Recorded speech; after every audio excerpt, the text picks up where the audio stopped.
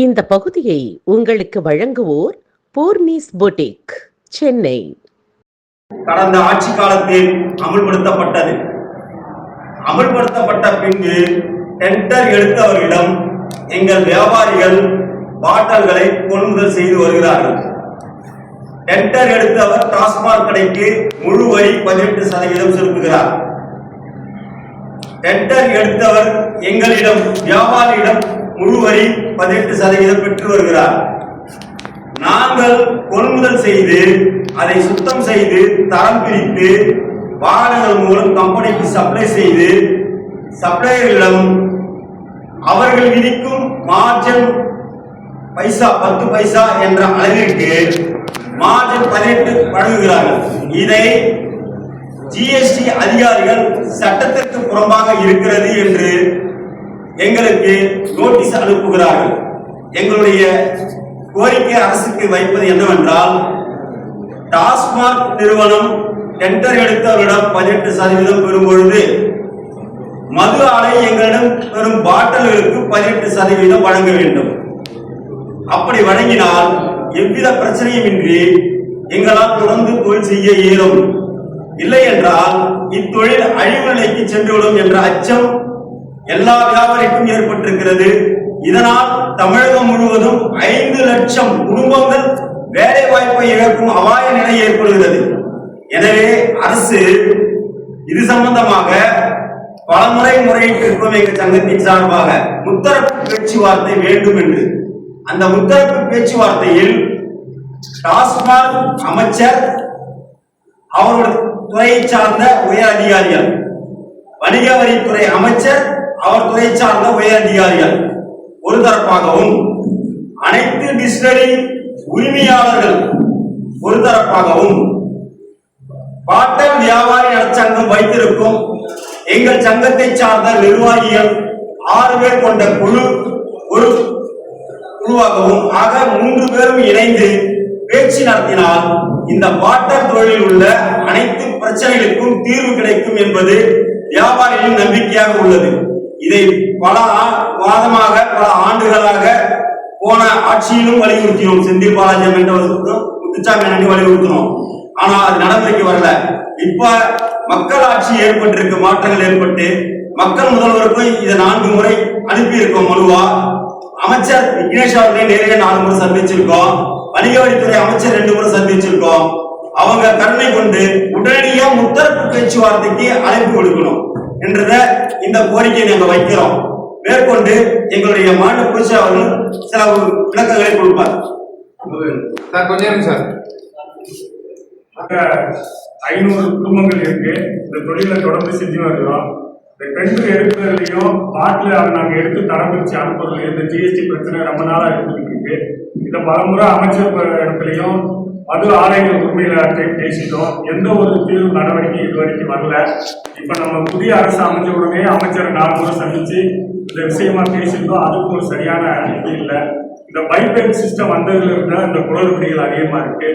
அதனால இதுக்கு உண்டான உரிய நடவடிக்கை எடுத்து நாங்க வாங்குற இடத்துல 18% வரியை கொடுக்குறோம். அதே மாதிரி விற்கிற இடத்துல மதுபான ஆலைகளுக்கு 18% வரி கொடுக்குறோம்.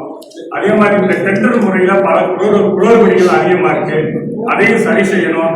இது தொடர்ந்து நடக்கிறதால வருகிற 28ஆம் தேதி முதல் இந்த பாட்டில் தொழிலை தொடர்ந்து நாங்க எங்களால செய்ய முடியுங்கிறதுனால எல்லா மாவட்டத்திலையும் இந்த பாட்டில் மதுபான கடைகள்ல, டாஸ்மாக் கடைகள்ல எதுக்குறத நிப்பாட்டி வைக்கிறோம்.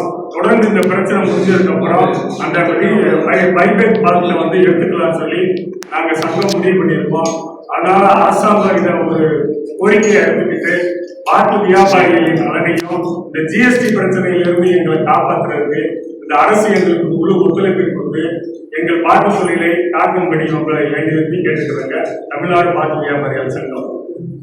ஓகே, தமிழ்நாடு முழுவதும் காலி பாட்டில்களை 400க்கும் மேற்பட்ட நிறுவனங்கள் பழைய காலி பாட்டில்களை கொள்முதல் செய்து வருகிறோம்.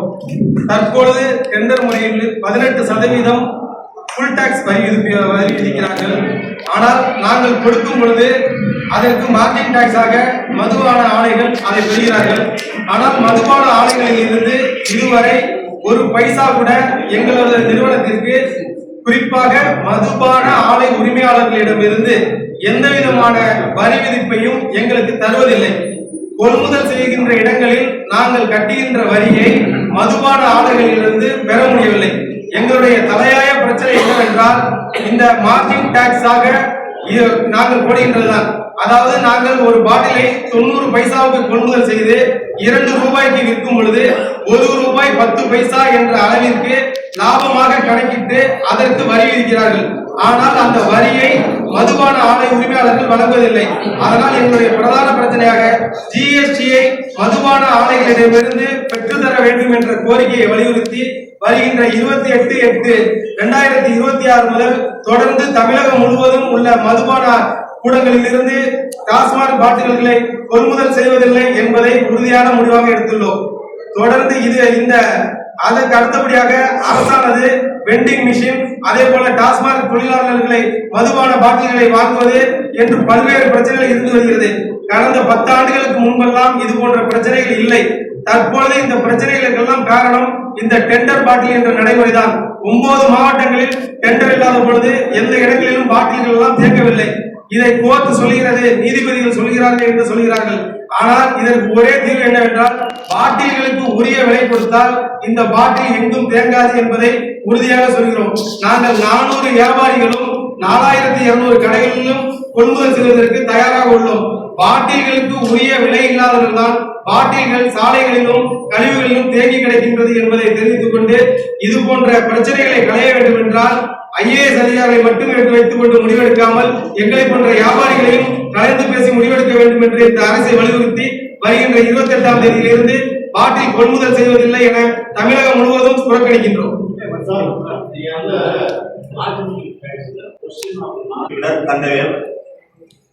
எங்களுடைய டாஸ்மாக் பாட்டில கொள்முதல் செஞ்சு கழுவி கம்பெனிக்கு அனுப்புறோம். இந்த தொழில தமிழ்நாடு முழுக்க 300 to 500 சிறு முதலீட்டாளர்கள் இருக்கிறாங்க.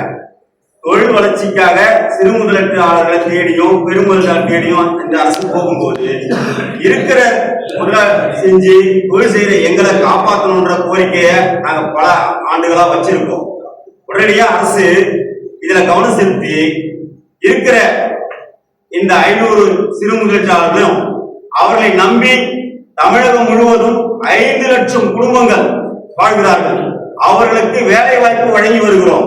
இந்த வேலை வாய்ப்பு பறிபோகி விடுமோ என்று 5 லட்சம் குடும்பங்கள் தத்தளிக்க இருக்கிற இந்த சூழ்நிலையில் எங்களுடைய பிரதான கோரிக்கை ஜிஎஸ்டி, முறையான ஜிஎஸ்டி எங்களுக்கு கிடைக்க வேண்டும். அதே போல டெண்டர் பாட்டில்கள் முறையாக வியாபாரிகள் மூலம் மீண்டும் கம்பெனி பெற வேண்டும்.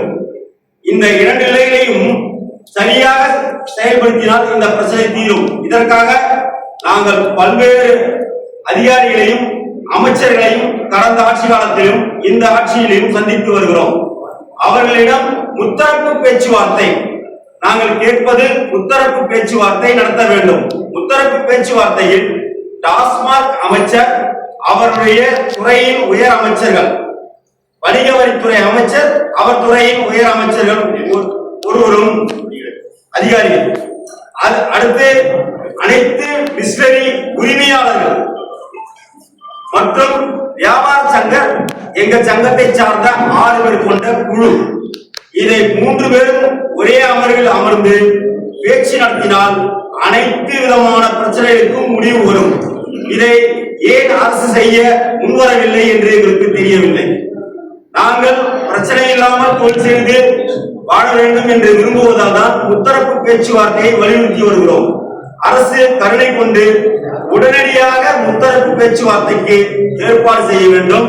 அதே போல டாஸ்மாக் டெண்டர் பாட்டிலில் உள்ள பிரச்சனைகளையும் தீர்க்க வேண்டும். ஜிஎஸ்டி பிரச்சனையை தீர்க்க வேண்டும். வருகின்ற 28/8/2006 முதல் இந்த பிரச்சனைக்கு எங்களுக்கு தீர்வு கிடைக்கவில்லை என்ற நிலை ஏற்படும் பொழுது தவிர்க்க முடியாத காரணத்தால் எங்களுடைய டாஸ்மாக் கடையில் கொள்முதல் செய்யும் நிலையையும் நாங்கள் கொள்முதல் செய்து அதை சுத்தம் செய்து கம்பெனிக்கு அனுப்பும் விற்பனை நிலையும், ஆக கொள்முதல் விற்பனை 2 நிலைகளையும் நிறுத்துவது என்று சங்க தலைமை முடிவு செய்திருப்பதை உங்கள் மூலம் அரசுக்கு தெரிவிக்கிறோம். எனவே உடனடியாக அரசு இது தலையிட்டு உத்தரவு பேச்சுவார்த்தை மூலம் எங்களுடைய பிரச்சனையை தீர்க்க வேண்டும். மேலும் எங்க சங்கத்தின் சட்ட ஆலோசகர் அவர்கள் இந்த ஜிஎஸ்டி பிரச்சனையில் என்ன என்பதை விளக்கமாக இப்பொழுது உங்களிடம் 32/5 நீதிமன்ற உத்தரவையும் விளக்கி கூறுவார். நீதிமன்றத்துல வழக்கறிஞராக பணியாற்றி வருறேன். இப்ப இந்த மார்ஜினல் டாக்ஸ் ஸ்கீமை பத்தி வந்து சிம்பிளா சொல்றேன் பாருங்க. இந்த மார்ஜினல் டாக்ஸ்ன்றது வந்து பாத்தீங்கன்னா purchase any material purchase and any material சேல்டு, இதுக்கு இடப்பட்ட இது தான். ஒரு பொருள் வாங்குறோம் விற்கிறோம். இப்போ உதாரணத்துக்கு வந்து அதுலயே வந்து பாத்தீங்கன்னா காரு, மொபைல் போனு, ஜுவல் இந்த மாதிரிலாம் வந்து போட்டிருக்காங்க. எக்ஸாம்பிளுக்கு இப்போ கார் வந்து 1 லட்சம் ரூபாய்க்கு வாங்குறோம்னு வச்சுக்கோங்க, 1,10,000 ரூபாய்க்கு விற்கிறோம். அதுல மிஞ்சி போனா அதிகபட்சம் வந்து ஏதோ பாலிஷ் பண்ணுவாங்க செய்வாங்க, ஒரு 2,000 ரூபாய் செலவு போச்சுன்னா கூட 8,000 ரூபாய் காஸ்ட். ஆனா வந்து அந்த 10,000 ரூபாய் லாபத்துக்கு மார்ஜினல் டாக்ஸ் கட்ட சொல்றாங்க. ஆனா இது வந்து எங்க பாட்டலை பொறுத்த வரைக்கும் என்ன விஷயம்னு சொல்லி பாத்தீங்கன்னா, இது வந்து பிரேக்கேஜ். இப்போ டாக்ஸ்ல வந்து என்னன்னா ஒரு ஒன்ஸ் டாக்ஸ் பேடு வந்து திருப்பியும் டபுள் டாக்ஸ் வந்து பே பண்ணக்கூடாதுன்றது தான் வந்து ஜிஎஸ்டியோட ரூலே. அதுதான் அவங்க வந்து once any last vendor must be pay the tax, இதுதான் ரூல். இப்போ நாங்க வந்து ஒரு உதாரணத்துக்கு 100 பாட்டில் வாங்குவோம்னு வச்சுக்கோங்க, டிரான்ஸ்போர்ட் செலவு, பிரேக்கேஜ் செலவு, அதை வந்து வாஷ் பண்ற செலவு, அதுல வந்து ஸ்டிக்கரை நீக்கிற செலவு, இப்ப இதுல வந்து பில்லு வந்து போட்டு அனுப்புறாங்கன்னு வச்சுக்கோங்க ஒரு 100 பாட்டிலுக்கு உதாரணத்துக்கு. இப்போ நாங்க பில்லு போட்டு அனுப்பிச்சோம், ஒண்ணு இது பாக்ஸ் மூலியமா அனுப்புவாங்க, இல்ல கிரைட் மூலியமா அனுப்புவாங்க. இப்போ அந்த கம்பெனிக்கு வந்து போனதுக்கு அப்புறம் வந்து பாத்தீங்கன்னா அதுலயும் வந்து இந்த பஞ்சிலா வச்சு வந்து பார்ப்பாங்க, சிப்புடு இருக்கா இல்ல வாஷிங் சரியா இருக்கா அப்படின்னு சொல்லி ரிட்டர்ன் பண்ணுவாங்க. இது வந்து இந்த மார்ஜினல் டாக்ஸ் ஸ்கீம் வந்து இதுக்கு எப்படி போகும் முதல்ல? சரி, அப்படி மார்ஜினல் டாக்ஸ் உதாரணத்துக்கு வந்து ஒரு கம்பெனி வந்து பாத்தீங்கன்னா கள்ளக்கோட்டையில இருக்கும். இப்ப தஞ்சாவூர்ல இருக்கிறவங்க வந்து வியாபாரம் பண்ணும் போது கள்ளக்கோட்டைக்கு வந்து டிரான்ஸ்போர்ட் கம்மியாகும். அதே வந்து பாத்தீங்கன்னா இன்னொரு கம்பெனி மதுராந்தகத்துல இருக்கும், அவங்களுக்கு வந்து டிரான்ஸ்போர்ட் வந்து கூட ஆகும். இப்போ நாங்க மார்ஜினல் டாக்ஸா இருந்தாலும் சங்கத்து சார்பில் வந்து இப்போ முன்னாடி தலைவர் செயலாளர்லாம் பேசினாங்க. இதுக்கு உண்டான அனைத்து முயற்சியும் வந்து எல்லாத்துக்கும் வந்து சொல்லி இது பண்ணிட்டாங்க. அவங்களால எந்த அளவுக்கு முயற்சி பண்ண முடியுமோ எல்லா முயற்சியும் பண்ணிட்டாங்க. இப்ப இந்த ஒரு சூழ்நிலையில வந்து இதுலயே வந்து நெகட்டிவ் டாக்ஸ்ன்னு இருக்கு. ஒருவேளை எங்களுக்கு லாபமே கிடைக்கல அப்படின்னா நாங்க டாக்ஸ் கட்ட தேவையில்லைன்னு சொல்லி இருக்கு.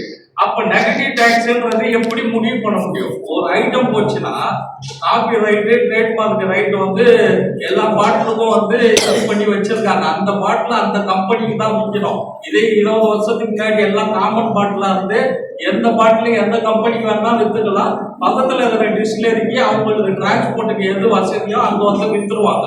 இப்போ அந்தந்த பாட்டில வந்து ட்ரேட்மார்க் வந்து ரிஜிஸ்டர் பண்ணியிருக்கும் போது அந்தந்த கம்பெனிக்கு தான் விற்கணும். இப்போ ஒரு நபர் வந்து ஒரு தொழிலாளி போய் ஒரு ஒயின் ஷாப்ல தனித்தனியா பிரிச்சு எடுத்தாங்கன்னு வச்சுக்கோங்க, இது ஒரு ஆள் வந்து ஒரு ஒயின் ஷாப்ல எடுக்கிறதுக்கே காலில் போனா சாயங்காலம் ஆயிடும். அரிசியில வந்து கல் போகிற கதை மாதிரி அது மாதிரி பிரிச்சு அது எடுக்க வந்து சாத்தியம் இல்லை. அவங்க பல லேபர்ஸை வச்சு அதை கொண்டு வந்து குடோன்ல தர மாதிரி வந்து பிரிச்சு இது பண்றாங்க. டாக்ஸ் வந்து ஒரு ஆள் கட்டணும் சார், எங்களுக்குள்ள பிரச்சனை இந்த பிரச்சனை தான் சார். மார்ஜினல் டாக்ஸ் நாங்க வந்து கட்டுறதுக்கு ரெடி. ஏன் இந்த டாக்ஸ் வந்து ஒரு ஆள் கட்டினா போதும், நாங்க 10% 10 காசு கிடைச்சாலும் சரி 5 காசு கிடைச்சாலும் சரி அதுக்கு வந்து நாங்க டாக்ஸ் கட்ட ரெடியா இருப்போம். அந்த டாக்ஸ் வந்து கம்பெனி எங்களுக்கு குத்துற வேண்டியதுனால அவங்க குத்துனா அவங்க கட்டணும் தேவை இல்லையா? அப்படி இல்லைன்னா அவங்க வந்து காமனா வந்து இன்புட் அது எடுக்கிற மாதிரி போட்டுருவாங்க. லாஸ்ட் டாக்ஸ் என்னவோ அது கம்பெனியை கட்டிட்டு போகுது. இப்ப சங்கத்தோட கோரிக்கை வந்து இதுல எந்த விதத்துல தப்பு இருக்குன்னு சொல்லுங்க. இப்ப நாங்க வாங்குற பாட்டில் 100 பாட்டில் வந்து கொண்டு போய் சேர்க்க முடியாது. சும்மா ஒரு உதாரணத்துக்கு சொல்றேன், ஒரு ரோடு வந்து 40,000 50,000 பாட்டில் வரும். எங்களுக்கு கொண்டு வரும்போதே உடையும். அதுல சில பாட்டில் வந்து கம்பெனி பர்ச்சேஸே பண்ண மாட்டாங்க, அது வந்து உடையறதுக்கு வாய்ப்பு இருக்கு. இதெல்லாம் தாண்டி வந்து கழுவும் போது வந்து உடையும், இதுக்கப்புறம் அன்லோடிங் அப்போ உடையும், ரயில்ல அனுப்பும் போது அந்த டிரான்ஸ்போர்ட்ல உடையும். இப்போ இதுல எப்படி வந்து இது வந்து ஆக்சுவலா வந்து கொஸ்டின் ஆஃப் லா தான் இது மற்ற பிசினஸ்க்கு வந்து போகணும். இந்த பிசினஸ்க்கு வந்து போகிறது வந்து இது சாத்தியம் இல்லை. சரி, நாங்க கட்டணும்னா எங்களுக்கு ஏதாவது ஒரு தெளிவான முடிவை சொல்லுங்க. இதுக்கு நடுவில் வந்து ஜிஎஸ்டி கவுன்சில்ல இருந்து நீங்க பர்ச்சேஸுக்கும் சேல்ஸுக்கும் நடுவில் உள்ள டிஃபரெண்ட் வந்து டாக்ஸ் கட்டணும் நோட்டீஸ் அனுப்புறாங்க. இப்ப இதுல வந்து எவ்வளவு மன உளைச்சல் வந்து ஏற்படும். சம்பாதிச்சு அதுல லாபத்தை அனுபவிச்சுன்னா கட்டிட போறாங்க டாக்ஸ். இப்போ தொழிலே வந்து எல்லாத்துக்கும் கேள்விக்குறியா இருக்கு. முன்னாடி மாதிரி வந்து விலை இல்லை. அன்னைக்கு வந்து 20 வருஷத்துக்கு முன்னாடி வந்து இதே பாட்டில் 2 ரூபாய் விற்கிற பாட்டில் இன்னைக்கும் 2 ரூபாய்க்கு தான் விற்கிறோம் 20 வருஷத்துக்கு அப்புறம். அதனால வந்து தலைவர் செயலாளர்லாம் சொன்ன மாதிரி அரசாங்கம் வந்து எந்த முடிவு எடுத்தாலும் அது வந்து சங்கம் வந்து ஆலோசனை பண்ணி அவங்க முடிவை சொல்லுவாங்க. அவங்களுக்கு பிரச்சனை இல்லாம தொழில் பண்ற முடிவா இருந்தா சங்கம் வந்து அதை கட்டுப்படுறதுக்கு தயாரா இருக்கு. எவ்வளவு நீங்க 18% வந்து ஃபுல் டாக்ஸ் போட்டு கொடுக்குறாங்க. டாஸ்மார்க்ல 18% ஃபுல் டாக்ஸ் கொடுக்குறாங்க. ஆனா மதுபான ஆலைகள் வந்து எந்த டாக்ஸுமே கொடுக்கறது இல்லை. டாக்ஸுக்கு நாங்க பில்லு போட்டு டாக்ஸ் போட்டா அந்த டாக்ஸை நாங்களே தான் கட்டுறோம். அவங்க என்ன சொல்றாங்கன்னா 2 விதமா சொல்றாங்க. அவங்க கவர்மெண்ட் கொடுக்கறது 18%, ஆனா அவங்க எடுத்துக்கிறது மார்ஜினல் டாக்ஸ். மார்ஜினல் டாக்ஸ்ன்றது வந்து என்ன லாபம் கிடைக்குதோ அதுக்கான வரி. ஆனா 1 ரூபா 10 பைசா இடையில இருக்குன்னா அந்த 1 ரூபா 10 காசுக்குமே டாக்ஸ் போட சொல்றாங்க. ஆனா 1 ரூபா 10 காசு எங்களுக்கு கிடைக்காது. சார்போட விலை 12 ரூபா. ஒரு ஊர்ல இருந்து ஒரு ஊருக்கு வரணும்னா அந்த மூட்டை வர்றதுக்கு 40 ரூபா, அதை பிரிக்கிறதுக்கு 15 ரூபா, அதை ஏற்றி இறக்க கூலி 10 ரூபா. இப்படி எல்லாம் பார்க்கும்போது 40 பைசா 50 பைசா போயிடும். மீதி 10 பைசா கிடைக்குதுன்னா ஒரு லோடுக்கு 6000 ரூபாய் கிடைக்கும். ஆனா டாக்ஸ் பாத்தீங்கன்னா 18000 ரூபாய் போகும். அதனால எங்களுக்கு இந்த நடைமுறை, அதான் இதுக்கு முன்னாடி கவர்மெண்ட்ல இருந்து வராதுக்கு முன்னாடி நாங்க வந்து எங்க இருந்து பர்ச்சேஸ் பண்றோம் அப்படிங்கிறதுக்கு பில்லு கிடையாது. ஆனா கவர்மெண்ட் இப்ப 70 பைசாவுக்கு பில்லு போடுறாங்க. அப்ப 1 ரூபாய் 80 பைசாவுக்கு விற்கிற போது 1 ரூபாய் 10 காசுக்கான டாக்ஸா போடுறாங்க. இன்னும் சொல்ல போனா இது வந்து சார் கேட்டிருந்தாங்க கோர்ட்டோட நடைமுறைன்னு. கோர்ட் வந்து எதுக்காக முதல்ல பண்ணாங்கன்னா வனவிலங்குகள் இருக்கிற இடமும் விவசாய நிலங்களும் பாதிக்கப்படக்கூடாது. இந்த பாட்டில் ஏன் தேங்க ஆரம்பிச்சுன்னா எல்லாரும் ஒரே மாதிரியான பாட்டில போட ஆரம்பிச்சு அவங்க தேவைக்கு ஏற்ப வாங்குறதும் அவங்க தேவைக்கு ஏற்ப அந்த விலையை பிக்ஸ் பண்ணதுனாலதான் அந்த பாட்டில தேங்குது. இன்னைக்கு வந்து டாஸ்மாக் தொழிலாளர்களுடைய பெரிய பிரச்சனை டாஸ்மாக் பாட்டில வாங்க மாட்டேங்கிறாங்க. அடுத்து இப்ப வெண்டிங் மிஷினுக்கு வந்து ஒரு டெண்டர் விட்டுருக்காங்க. வெண்டிங் மிஷின் டெண்டர்ங்கிறது எல்லா குடிகாரர்களும் ஜிபே வச்சிருக்கணுங்கிறது முடியாது. ஒரு கடையில 5000 பாட்டில் ஓடும்போது 5000 பேருக்கும் அந்த பாட்டில கொடுத்துட்டு அதற்கான கால அவகாசம் முடியாது. கிராமத்துல இந்த மிஷினை பொருத்தவும் முடியாது. அதனால இப்ப அரசாங்கம் செய்யற நடவடிக்கைகள் தேவையில்லாத நடவடிக்கைங்கிறது தான் என்னுடைய கருத்து. என்னன்னு கேட்டீங்கன்னா தமிழ்நாட்டுல வந்து ஒரே மாதிரியான லோகோ போட்டு அந்தந்த கம்பெனி நிர்வாகம் பண்றாங்க. அதாவது என்னன்னா ஒரு லோகோ போட்ட கம்பெனியை அந்த கம்பெனி மட்டும் தான் வாங்கணும். அப்ப இந்த கம்பெனி தேவை இருந்தா வாங்குறது, தேவையில்லைன்னா வாங்குறது இல்லை. அதற்கான உரிய தொகையை உடனே கொடுக்கறது இல்லை. அதனால தமிழக அரசு எங்களுடைய கோரிக்கை என்னன்னா இந்தியா ஃபுல்லா இல்ல உலகம் ஃபுல்லா இந்த மாதிரி பாட்டில் சப்ளை எல்லாம் இருக்கு. அப்படிங்கும்போது மற்ற மாநிலத்தில் இல்லாம இது ஏதோ ஒரு நடைமுறை நீலகிரி ஊட்டி போன்ற இடங்களுக்கு வந்துச்சு. அத அரசாங்கத்துக்கு வருமானம் வழங்கும்போது தமிழ்நாடு ஃபுல்லா இம்ப்ளிமெண்ட் பண்ணாங்க. ஆனா 9 மாவட்டங்களை இம்ப்ளிமெண்ட் பண்ணல. ஆனா அந்த 9 மாவட்டங்களையும் தேங்கி கிடக்க பார்த்தா இல்ல. அதாவது சின்ன பிள்ளைல இருக்கும்போது 1 ரூபாய்க்கு ஐஸுக்கு இந்த பாட்டில் கொடுப்பாங்க. இப்ப 70 பைசா வந்திருக்கு. இன்னைக்கு டாஸ்மாகோட பாட்டில் 70 ரூபா கோட்டில இருந்து 170 ரூபா வந்திருக்கு. இன்னைக்கு சாதாரணமா கொட்டாங்குச்சி 35 ரூபாய்க்கு, பாட்டில் பழைய வாட்டர் பாட்டில் 35 ரூபாய்க்கு. ஆனா டாஸ்மாக் பாட்டிலுங்கிறது 1 ரூபா கூட விலை கிடையாது. அதாவது என்னன்னா உரிய விலை கிடைச்சா இந்த டெண்டர் முறையும் தேவையில்லை, இந்த பைபேக் சிஸ்டமும் தேவையில்லை, இந்த வெண்டிங் மிஷினும் தேவையில்லை. டாஸ்மார்க்ல தலையாய பிரச்சனை என்னன்னு கேட்டீங்கன்னா இந்த பாட்டில். ஆனா புது பாட்டில் விலை 1000 ரூபாய் இருக்கும்போது பழைய பாட்டிலுக்கு 2 ரூபா 50 பைசா கொடுத்தா கூட நாங்க 400 நிறுவனங்களும் 4000க்கும் மேற்பட்ட இடங்கள்லயும் நாங்க கொள்முதல் பண்ண ரெடியா இருக்கிறோம். அதனால அரசு எங்களை போன்றவர்களை அழைத்து மறுபரிசீலனை பண்ணணுங்கிறது எங்களுடைய கோரிக்கை. தமிழகம் முழுவதும் வருகின்ற 28/8/2026 முதல் டாஸ்மாக் கடைகளில் இருந்து பழைய காலி பாட்டில்களை வாங்க மாட்டோம் என்ற உறுதியேற்றுள்ளோம். இதற்கு காரணம் நாங்கள் பாட்டில்களை கொள்முதல் செய்யும் பொழுது 18% முழு வரி கட்டுகிறோம். ஆனால் நாங்கள் பாட்டிலை மதுபான ஆலைகளுக்கு விற்கும் பொழுது 1% கூட மதுபான ஆலைகளிலிருந்து எங்களுக்கு வரி கிடைக்கவில்லை. இது மட்டுமே எங்களுடைய பிரதான கோரிக்கை. அது மட்டுமல்லாமல் 180 ml 650 ml போன்ற பாட்டில்களுக்கு அனைத்து பாட்டில்களுக்கும் ஒரே மாதிரி விலை, உடனடியான பணம் எங்களுக்கு பட்டுவாடா செய்ய வேண்டும். இந்த பிரச்சனைகளை தமிழக அரசு களைய வேண்டும் என்று டாஸ்மாக் துறை அமைச்சர் மற்றும் உயர் அதிகாரிகள் போன்றவர்களை சந்தித்தும் எங்களுக்கு 3 மாத காலமாக எந்த விதமான முடிவும் தெரியாத காரணத்தினால் டாஸ்மாக் கடைகளில் இருந்து டாஸ்மாக் பாட்டில்களை கொள்முதல் செய்வதில்லை என்ற தமிழ்நாடு முழுவதும் முடிவெடுத்துள்ளோம். அதே போல டாஸ்மாக் இந்த பைபேக் சிஸ்டம் என்பது தேவையில்லை என்பதும் அதற்கு இப்பொழுது கொடுத்துள்ள வெண்டிங் மிஷின் போன்ற டெண்டர் மிஷின்களில் நிறைய குளறுபடிகள் உள்ளது என்பதையும் தெரிவிப்பதற்கு முத்தரப்பு பேச்சுவார்த்தை எங்களை அழைக்க வேண்டும் என்பதை உங்களுடைய பிரதான கோரிக்கை. ஆர்வி ஆனந்த், முன்னாள் தலைவர். பாட்டில் மாதிரி வந்து ஒரு ஹைஜீனிக் வந்து எதுலையுமே வராது, மற்ற ஐட்டம் எதுலையுமே வராது. பாட்டில் வந்து பாக்டீரியா ஃப்ரீ. அது பெரிய பெரிய ஸ்டார் ஹோட்டல்ல போனா கூட தண்ணி பாட்டில் வந்து பாட்டில தான் வைப்பாங்க, பெட்லியோ இதுலயோ வைக்க மாட்டாங்க. அதனால இந்த பாட்டில் சிஸ்டம் இந்த தொழிலுக்கு நல்ல இது. பாட்டில் மாதிரி ஹைஜீனிக் அது எந்த பொருளையும் வராது, அதையும் பதிவு செய்யறது. இந்த பகுதியை உங்களுக்கு வழங்கியோர் Sai Shankara Accucare, law of attraction, Chennai Valasaravakkam. இந்த பகுதியை உங்களுக்கு வழங்கியோர் Haseena make over and aari work, Ramanathapuram.